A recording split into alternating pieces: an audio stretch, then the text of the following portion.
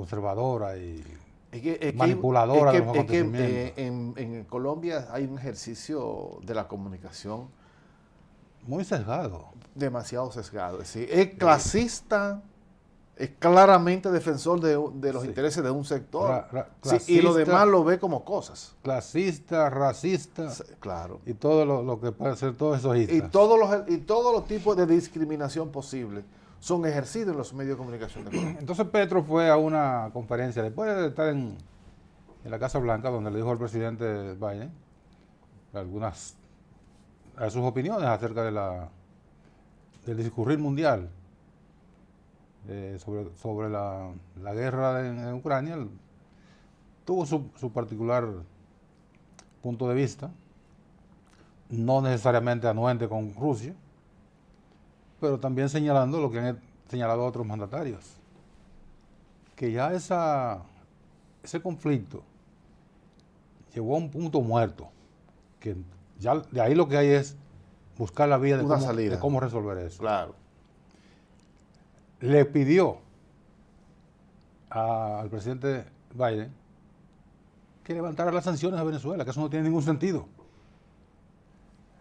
Venezuela ha podido sortear las sanciones de manera airosa, aunque usan la cuestión de las emigraciones naturales. Cuando hay estos problemas internos, la gente busca la vía de cómo escapar. Lo usan eso como un elemento De excusa. de propaganda. Y otros lo usan como argumento también para hacer mal su ejercicio de gobierno. Sí, propaganda. Bueno, entonces Petro le dice, pues, señores, eso no tiene ningún sentido. Pero a lo que me quiero referir es, él fue a una universidad en California y allí habló lo que ha sido su discurso, el tema de la conexión que hay entre lo económico, Petro es economista, Claro. o sea, no es un improvisado, Claro, claro. entre lo económico, el impacto del desarrollo económico con el cambio climático. Sí, y el medio ambiente en sentido general, una cosa increíble. Entonces, pero ve acá, pero es una ecuación hasta bastante sencilla. Digamos, por ejemplo, vamos a coger aquí, que a mí me gusta como el profesor Juan Bosch siempre graficar las cosas con algo que la gente entienda. Vamos a coger al Fondo Negro, Hugo Oviedo, donde hay una exuberante, había, ¿verdad? Sí. Estoy graficando como que existe. Una exuberante vegetación, hay una gran población de árboles y Flora y de todo lo flores y todo todo. hermoso. La naturaleza está Es su plenitud. si vamos a hacer una carretera, eso es un impacto económico. Claro. Si vamos a montar una planta de lo que sea, es un desarrollo económico. Vamos a hacer urbanizaciones, eso es desarrollo económico. Desarrollo económico y social. ¿Y a dónde va entonces toda esa vegetación exuberante que había en Oviedo en Fondo Negro? ¿A dónde va? Para el carajo. Entonces no hay una relación directa entre el desarrollo económico y el impacto en el... Totalmente. O por el tiempo... Pero los países más industrializados son los que más contaminan. Pero el tiempo agarró esa conferencia de Petro y no encontraron por dónde entrarle. Y lo que dijeron fue que la traductora, Petro hablaba en español, a los estudiantes de la universidad habían hispanos, pero la mayoría era norteamericanos. Que la traductora no encontraba cómo interpretar los conceptos para transmitírselos a los estudiantes. ¿Qué argumento? Oye, qué argumento tan disparatado. Tan baladís. Tan disparatado. Primero dice, Petro tuvo una gran gira por los Estados Unidos y después banalizan esa conferencia, una conferencia de hora y media. Sí. Banalizan con esa tontería. Mira, y yo creo dos cosas importantes, Nelson. Lo primero es que Petro, por su forma pausada, tan sostenido su relato, sus discursos son bastante... Tú tienes que verlo, ¿eh? Tú puedes no creerlo, no te de acuerdo, pero Exactamente. tú tienes que respetarlo. A mí me encanta ver a Petro Porque es hablando. un tipo que habla con una... Sí, tiene una narrativa, no solamente en su forma, sino en su fondo. Su argumentación. Una argumentación, como discurre su discurso, es bastante convincente. Sí. Y tú no le notas ni fanatismo, ni una carga ideológica cerrada, pero una determinación.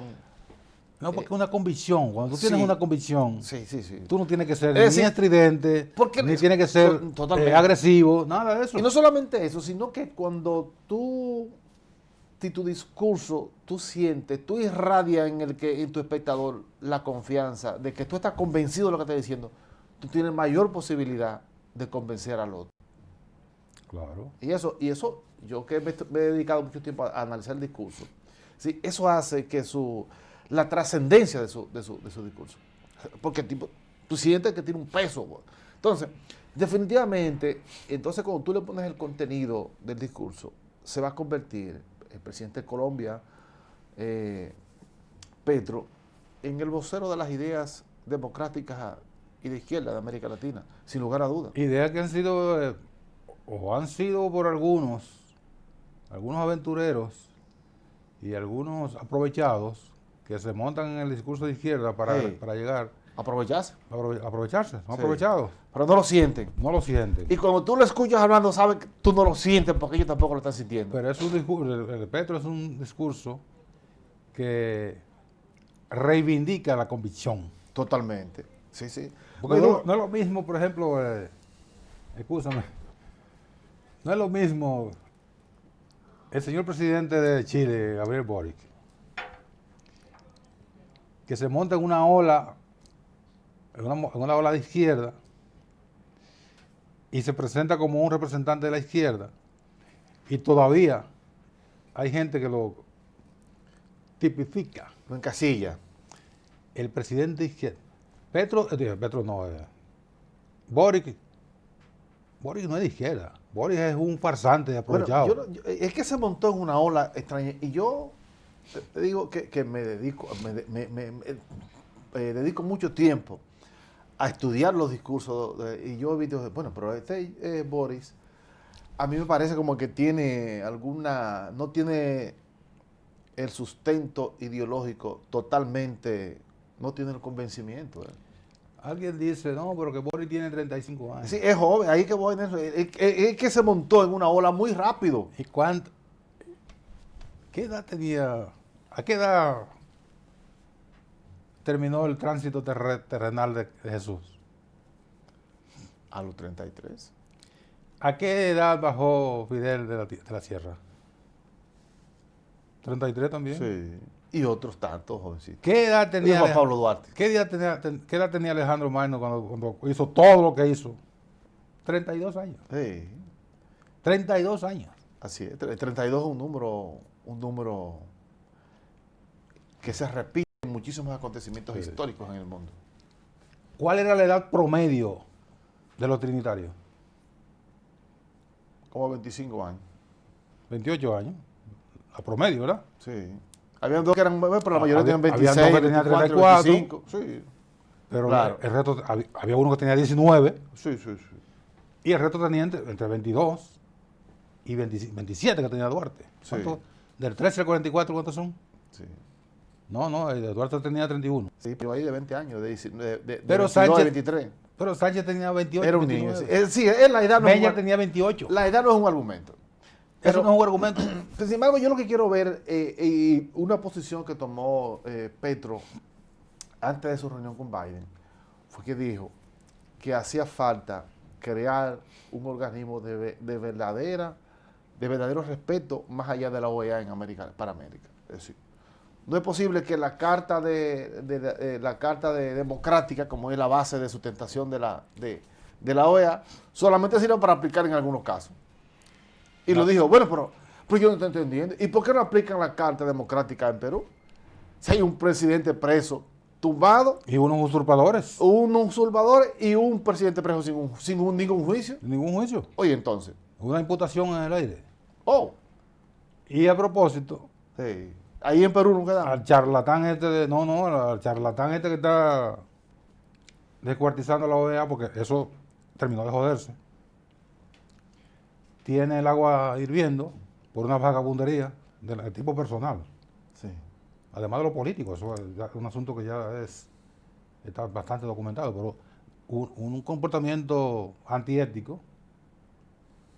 Bueno, había la posibilidad de sacarlo. ¿Qué tú crees que hizo Estados Unidos?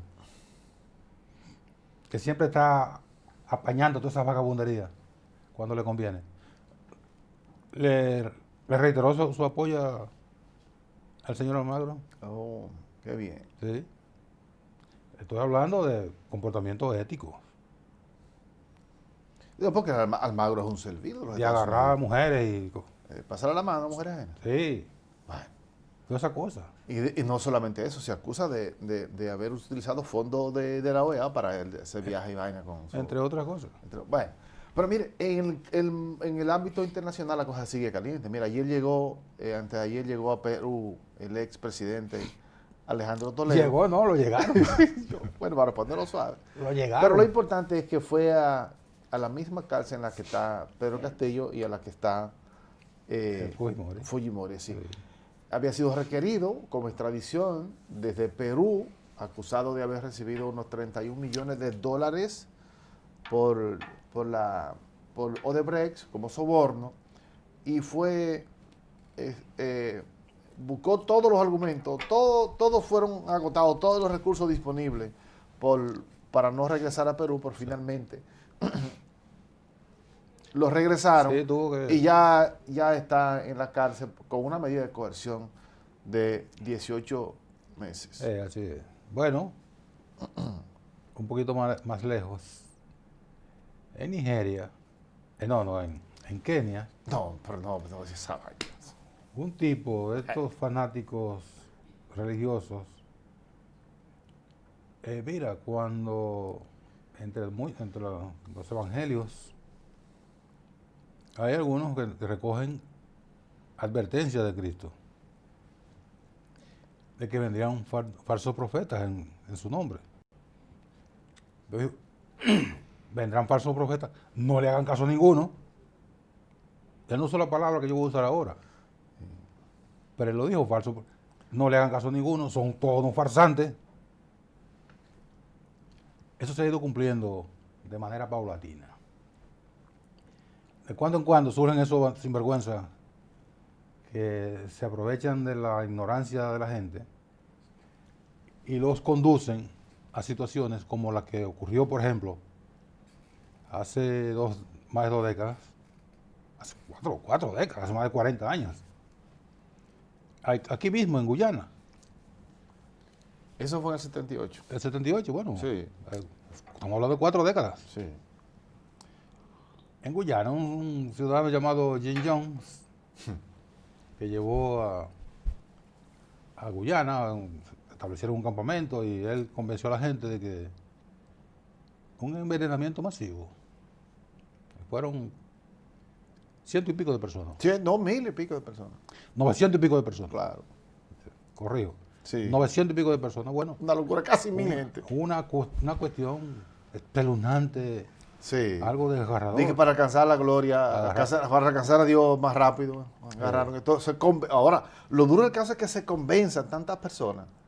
Y hubo gente que viajó incluso. Claro, ¿no? Pues, una gran parte eran de los Estados De Unidos. los Estados Unidos, que viajó de los Estados Unidos. Él era norteamericano. Claro, a vino ese viaje hacia la muerte, para alcanzar la... convencido de que se sí, iban a de que va a encontrar. alcanzar a Dios. Y ahora, como tú dices ahora, un tipo, que él era estos predicadores por la radio, por la televisión de allá, Sí, un televangelista. y agarra y lleva... ¿Ustedes una recuerdan gente a Jimmy Swaggart? sí, Jimmy Swaggart. ese bandido Bandido que de después capa y espada. Era ese. Sí, que usa la palabra de Dios Sí. para estas vagabunderías.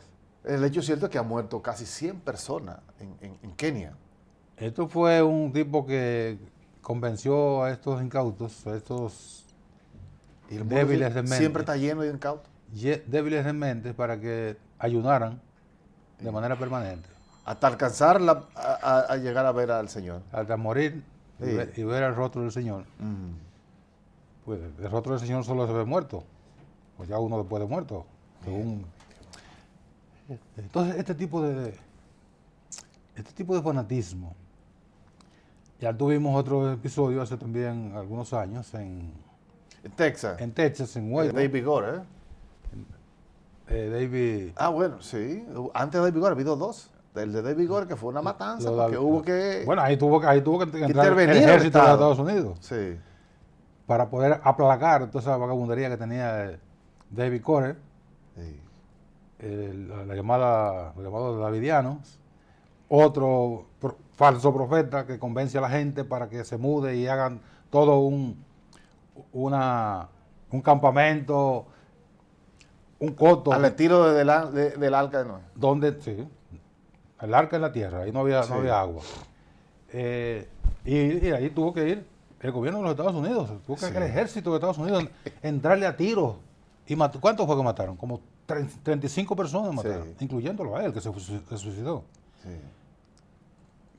Miren, yo sé que esto va a sonar bastante duro y desafortunado. Pero para mí los pastores son todos unos farsantes. Cuando digo todos, es incluyendo los amigos míos que son pastores. Son todos unos farsantes, porque le meten a la gente en la cabeza cuestiones que ellos mismos no saben, no creen. No, pero ellos saben también que no es verdad. Porque tú no puedes... Yo creo que la fe... Pues si usted predica lo que no, Claro. entonces ¿qué es lo que usted? Yo creo que la fe es buena, que hace a la gente dócil, más comprometida con la paz, con la tranquilidad. Pero hay una distorsión en la mayoría de las denominaciones religiosas. Y cuando llega al fanatismo ya se convierte en un gran peligro. Que la mayoría lo que buscan es llegar al fanatismo. La religión ha jugado su papel. Claro. Es un papel de contención de las iras. Sí, Sí, sí. De alguna manera usted teme, Sí, usted teme sí. a algo, usted cree que ese algo le va a pasar cuenta en algún momento, y entonces se contiene. La religión normal, ¿verdad? Ahora, cuando llegan a este tipo de episodios, a este tipo a estos niveles, ya la religión es como le están atribuyendo a Lenin, que nunca dijo eso. A Marx, No, a Lenin. el opio. Fue a Lenin que se lo atribuye, y él nunca dijo eso. Y Marx tampoco. Ya. La del opio de los pueblos. El opio eso es mentira. No, Es como la droga de los pueblos. ellos no dijeron eso, pero se ha quedado establecido como que la religión es el opio de los pueblos. Y la religión no es verdad que sea el opio de los pueblos. No. Ayudan a la contención de las iras y de las Claro, emociones totalmente. y de las travesuras. Pero propias cuando del pasan ser de ahí humano. al fanatismo, eso Ya es un peligro. Trae problemas. Ya tú lo trae dijiste, problemas. es un peligro. Claro, un peligro. Vamos a la pausa. Porque alienan a la gente.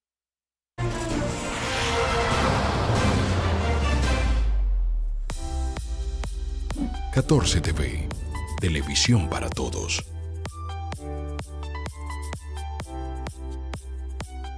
Para cortar el plátano, gire el plátano 45 grados. Con precaución, haga una incisión en la cara de... No. La verdad que a la gente le gusta complicarse. Lo mismo pasa con el banco.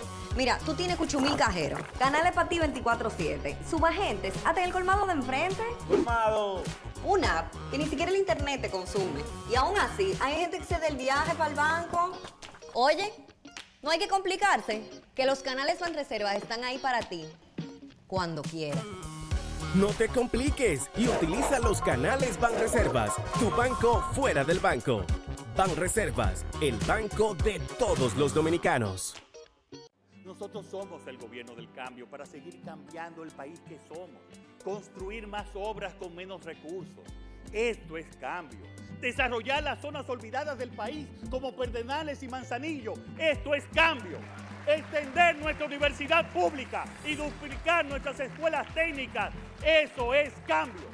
Los acueductos que construimos y las cañadas que saneamos. Esto es cambio. Más empleos en zonas francas y en turismo. Esto es cambio. Entregar más vivienda, más títulos de propiedad y más ayudas sociales. Esto es cambio. La verja fronteriza que levantamos para proteger la República Dominicana. Esto es cambio. Cambiar el despilfarro por eficiencia. Cambiar la opacidad por transparencia y honestidad. cambiar la impunidad por un régimen de consecuencia. Eso también es cambio. En la Dirección General de Jubilaciones y Pensiones trabajamos con transparencia y sentido social. Contamos con establecimientos de atención para nuestros usuarios y además, durante esta gestión hemos otorgado 46,000 pensiones. Si quieres saber sobre tu pensión, visita nuestras oficinas o consulta nuestra página web www.dgjp.gov.do. Te servimos con calidad y justo a tiempo.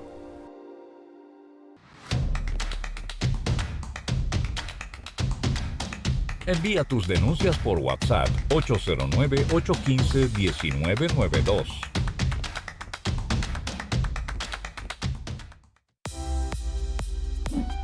TV, televisión para todos.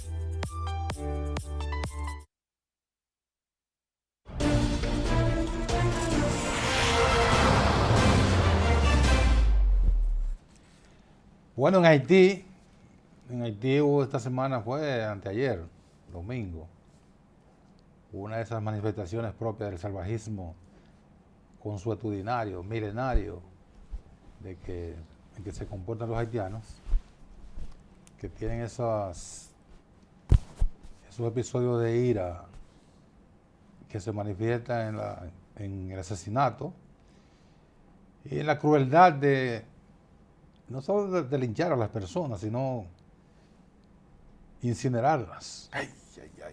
Asaron, eso es lo que puede decir, asaron 14 personas. Mire, uno lo dice de esa forma, pero de verdad que uno se siente, no termina del asombro al ver cosas en esta época, cuestiones como esa.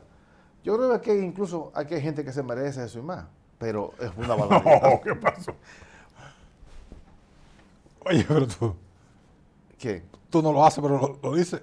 Bueno, pero bueno. Pero la distancia entre decirlo y hacerlo es cortita. Es cortita. Claro. Lo que uno vio en Haití. Así que retira eso. Ya, voy a decir como Galileo. Es verdad, lo retiro, pero aún se mueve. No, pero sigue habiendo gente que merezca eso. Ahora, eso es muy duro. Yo creo que ese estado de barbarie, y perdón, ese estado de barbarie que se da en Haití, señores, eso no puede quedar en una simple noticia ante los ojos del mundo. No. Dice que fue una supuesta banda, pero ¿cómo va a ser que van a coger a los integrantes de la banda todos? Eso no se sabe.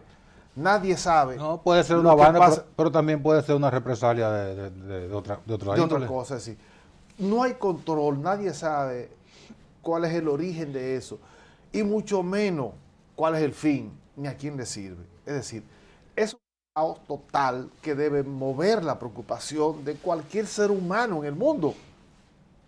Es una cosa extraordinaria. Eso nada más nos preocupa a nosotros, lo vemos como noticia, por eso no preocupa a nadie en términos de que puedan mover a la Hoy, pero aquí se han armado relatos en términos de comunicación difundidos en toda América Latina y en el mundo sobre, que mataron a una persona o que hicieron preso a uno en Venezuela o en cualquier otro país. Eso es un escándalo mundial. ¿Y cuál es la diferencia entre esos 14 que quemados en la plena calle y una persona que lo mata en una protesta en un sitio? No tiene comparación eso. No, pero eso debe escandalizar más. Entonces, esos no son seres humanos. No, pero eso pasa como una noticia que la ponen los muñequitos.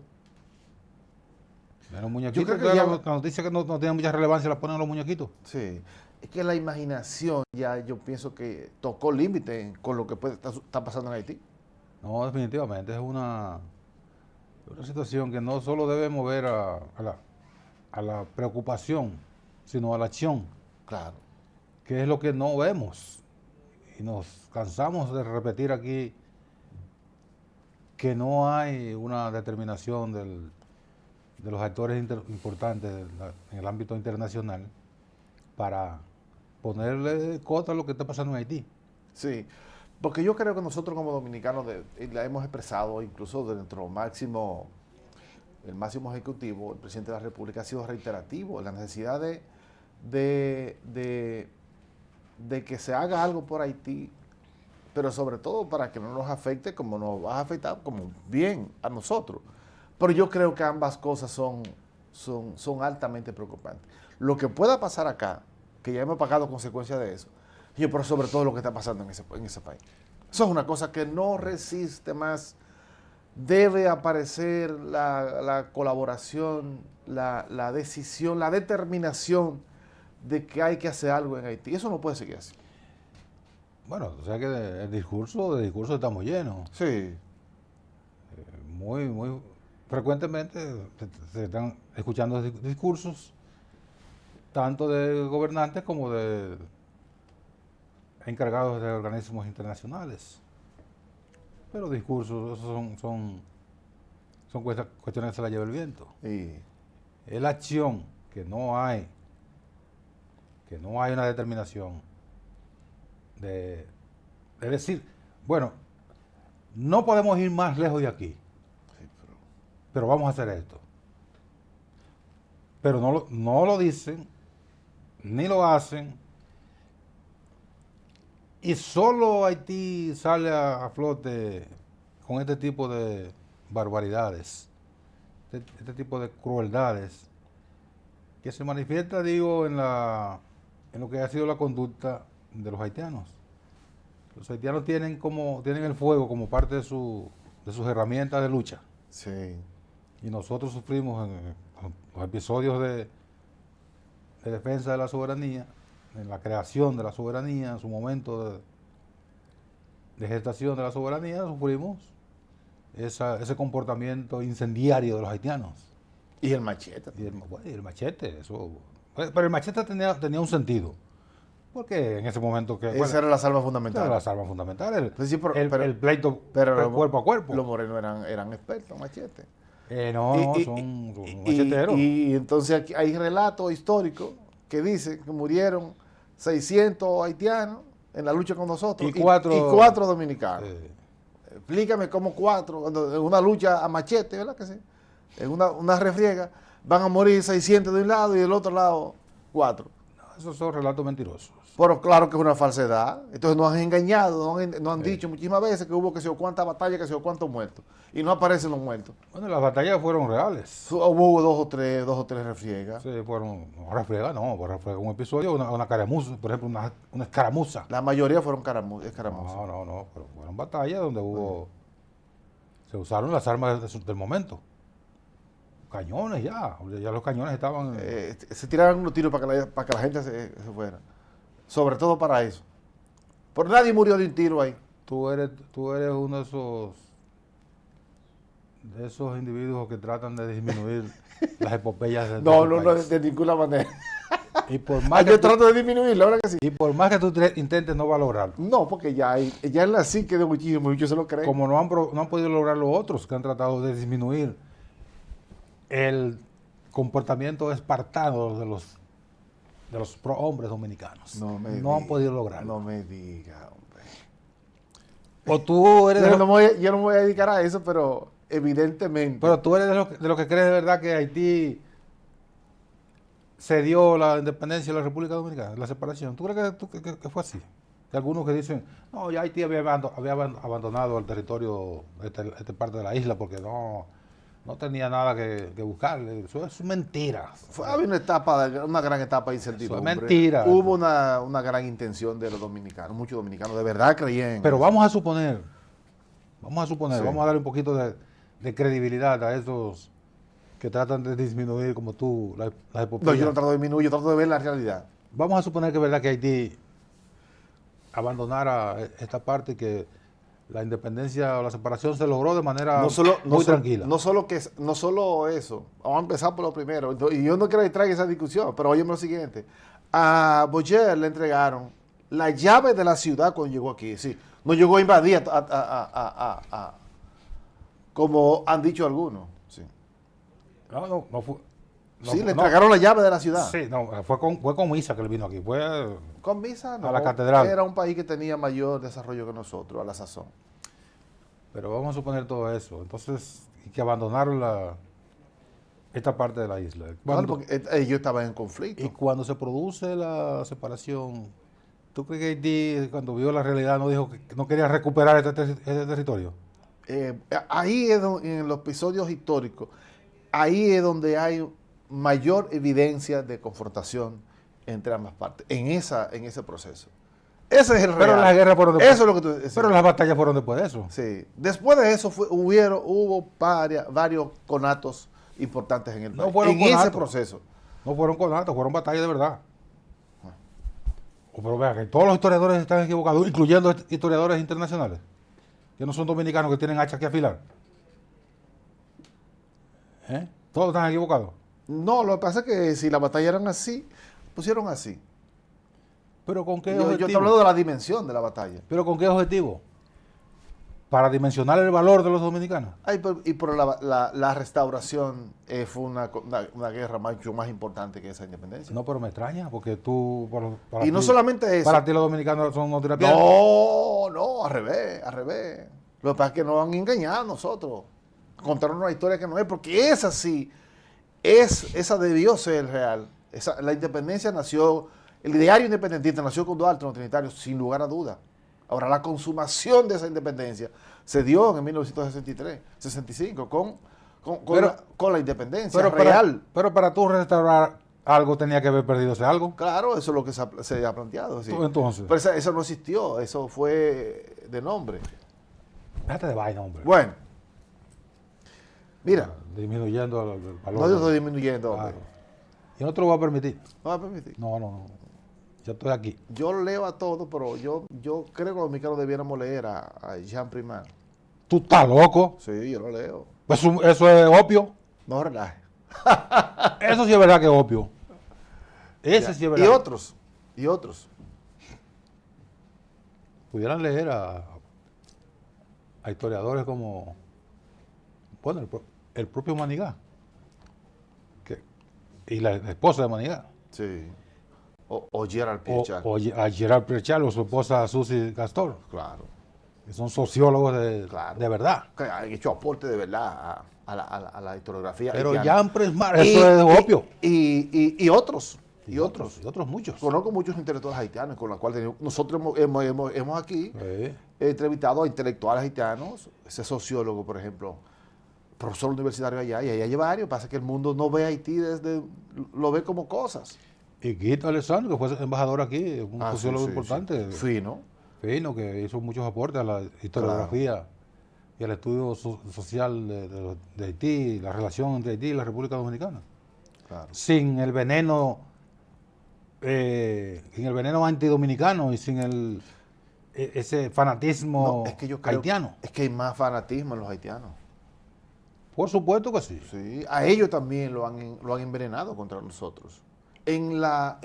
Pero tú citaste uno. Te digo que eso es opio de verdad. Tiene No le hagan caso a él, no lean a Jean tiene Presmar. de todo, pero yo puedo ver una cosa y no me contamino, ¿sí? Porque me quedo con la capacidad de poder discernir entre una cosa y la otra. No, yo no asumo nada de nadie, yo siempre veo y la pongo en la tabla, a ver por dónde, qué tanto grado tiene de exageración, de mentira o de falsedades. Entonces yo lo mido una cosa y la otra. Entonces entre esas cosas no puede haber un extremo que me diga, ¿verdad? ¿Cómo le voy a creer a la gente que me diga que murieron 600 haitianos en la batalla de Moca y 3 dominicanos? Pero por Dios, la lógica está para que se use. En Moca no hubo una batalla, en Moca hubo un degüello, que hay una exageración de cuántos fueron los que fueron masacrados por los haitianos. Están hablando de 600 y eso es mentira. Eso es mentira. Hay relatos importantes de gente más que tienen un concepto más serio de la historia y de las informaciones, que hablan de 20 o 30 que fueron muchos. Pero eso de que masacraron 600 y pico de personas en su retiro huyendo en Moca, eso es mentira. Esa es una de las falsedades más grandes que se ha hecho y no lo han contado como historia. A nosotros así no puede ser. Pero bueno, los haitianos. Igual que la otra mentira. Hay de todo. La otra mentira, una mentira dimensionada por Haití, de los 37,000 muertos de Trujillo. Es otra gran mentira. Pero una gran falsedad. Que nos han metido Bueno, ya Es se ha, un se ha episodio, ido esclareciendo. un episodio que llena de odio a los haitianos. Claro, porque lo dimensionaron. Claro, y eso lo promueven con frecuencia en Haití. Y cuando uno escucha a Claude Joseph, el ex primer ministro y también canciller de Haití, que no saque el guante frente a El los- negrito come coco ese es un Sí. sinvergüenza, hombre. que vive en Haití, pero lo escuchan. Aquí los medios de comunicación se dedican escuchan, a y ese dimensionar. señor vive incentivando ese odio de Haití. Y sí, hay una gran corriente, porque aquí hay campañas permanentes de elevación, de fomento del odio frente a Haití en una falsa soberanía. Sí. Pues yo no creo en esos falsantes, esos son tan falsantes como lo llamados algunos cristianos, y muchos de ellos. Es decir, una falsa soberanía, porque la soberanía nada más le importa cuando es frente a Haití. Pero a ellos Sí. les da tres pitos que el país se lo lleven como se lo lleven. Sí. Entonces yo no puedo creer un farsante como eso. Ni tampoco Hay de farsantes todo. como los de Haití. Hay de todo en la Viña del Señor. El episodio de la masacre de Haití, de haitianos por Trujillo, que fue un hecho totalmente repudiable. Claro, abominable, pero no fue dije que... Bueno, 37,000. Eso lo usaron para negociar con Trujillo Sí, porque en Haití hay una cultura. y cobrar unos cuartos Sí.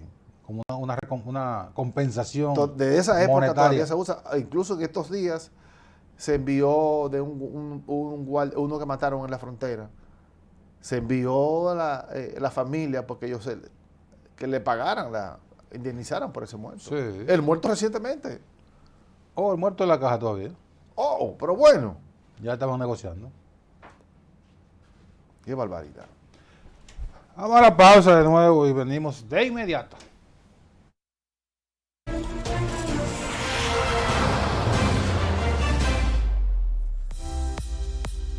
Catorce TV, televisión para todos.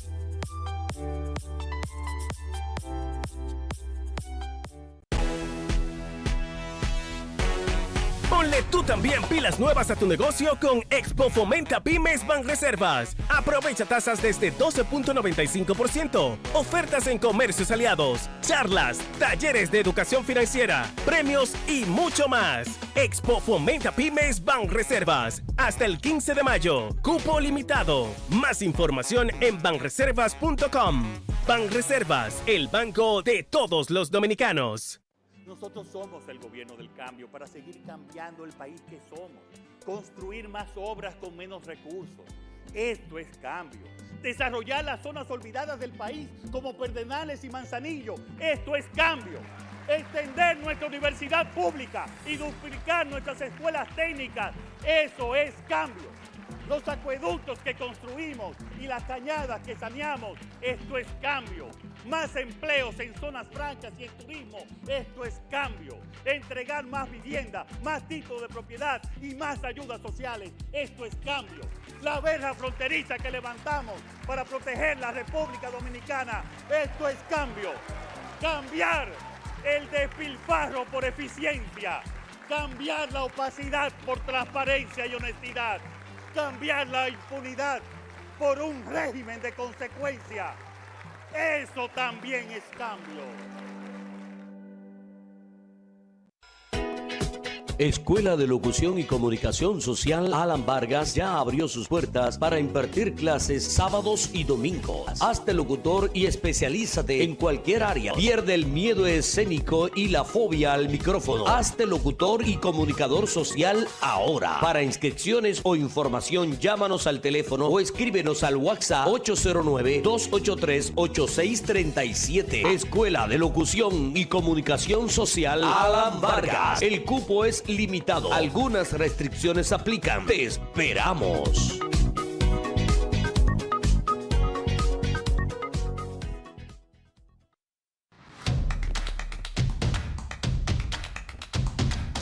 Envía tus denuncias por WhatsApp 809-815-1992.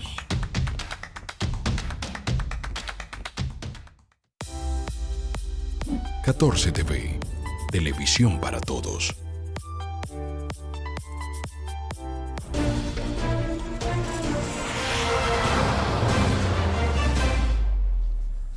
Bien, seguimos ya en la recta final. La recta final siempre tiene, son como la recta de asma.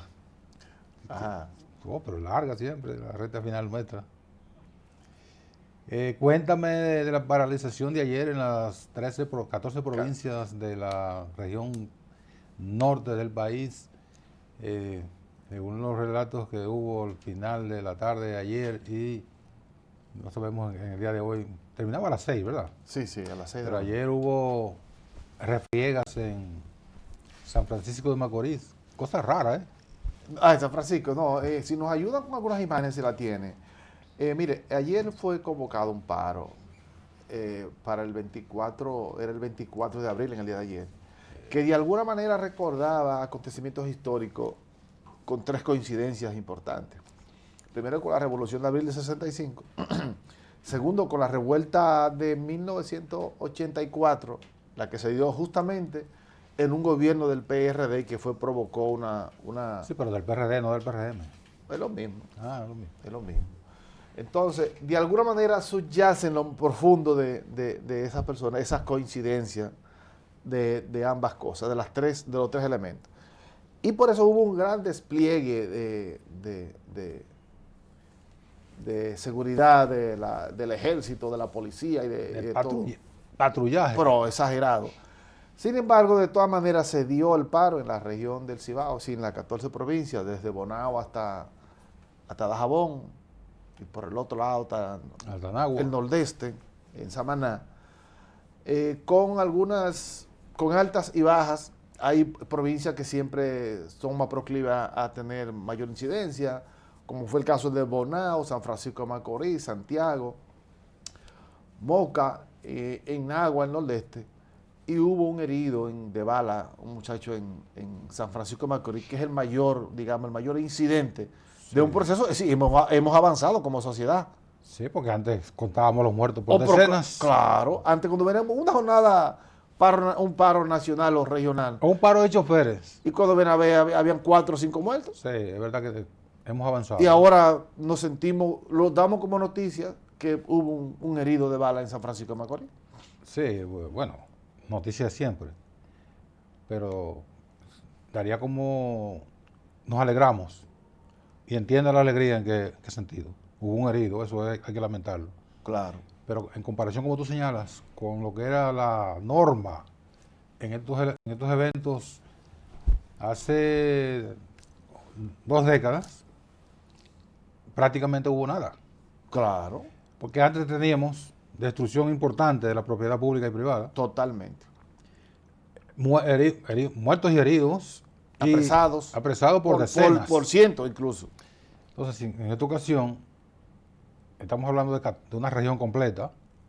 Antes en una simple provincia o un barrio de la capital había una huelga de choferes y había muertos.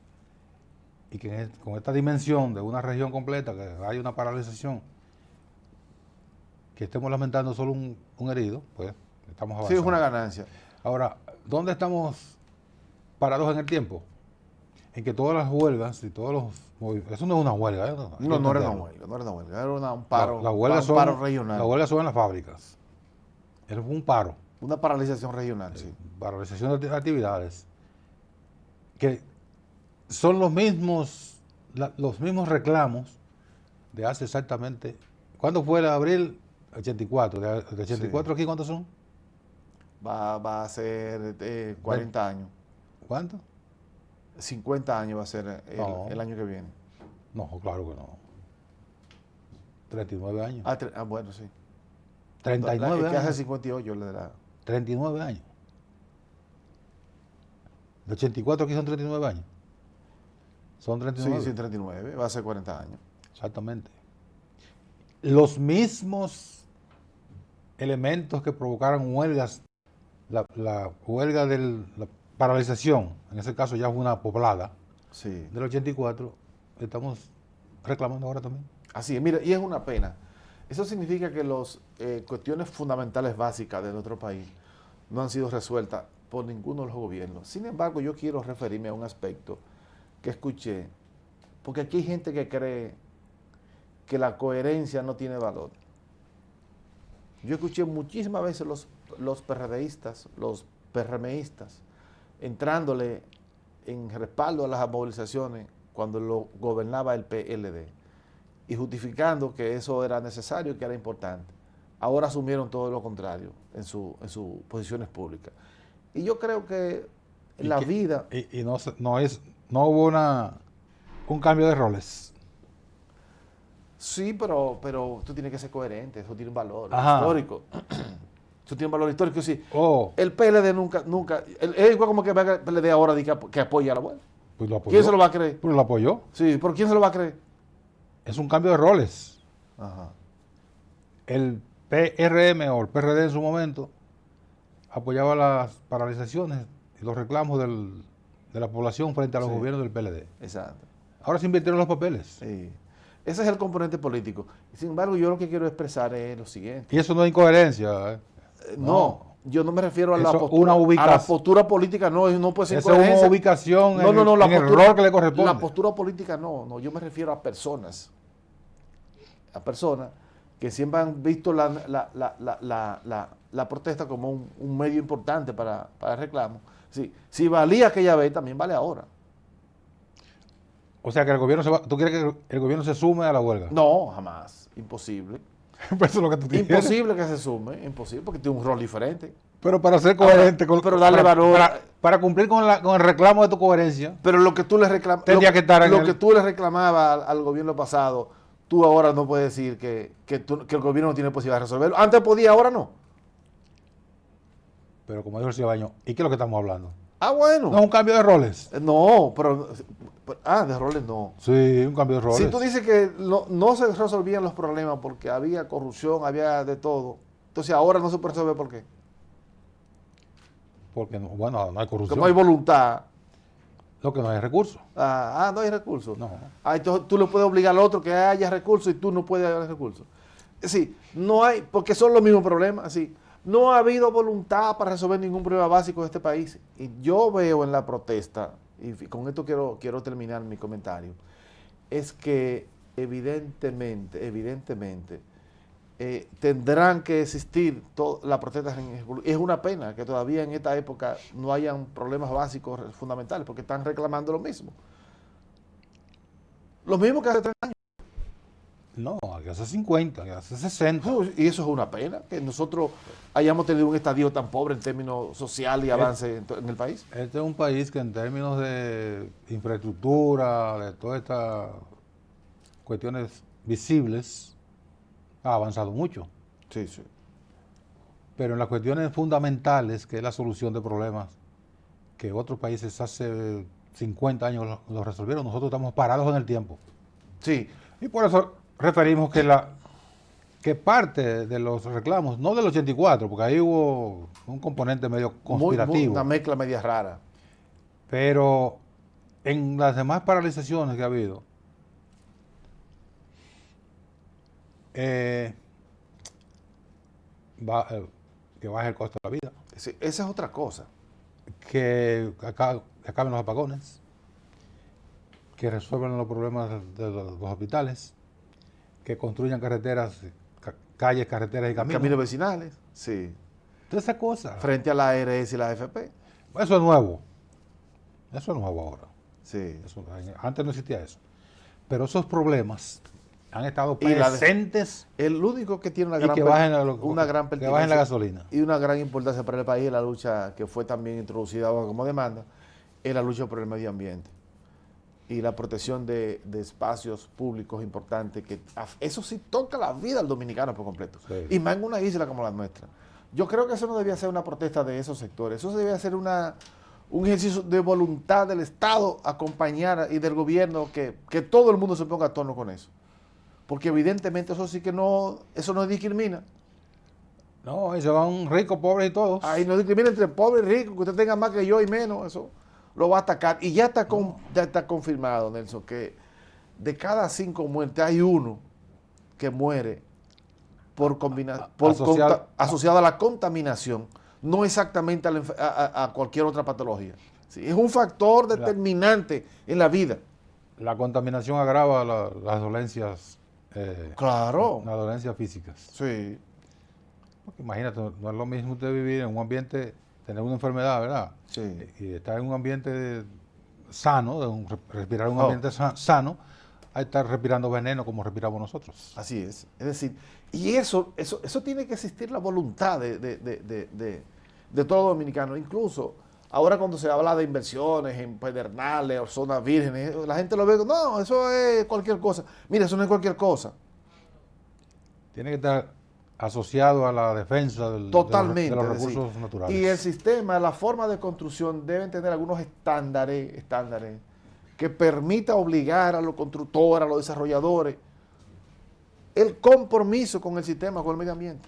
Si no, mire, estamos acabando con el país. Bueno, el Estado le pasa los lineamientos de hasta dónde debe llegar una construcción, un desarrollo urbano, digamos, en una zona turística.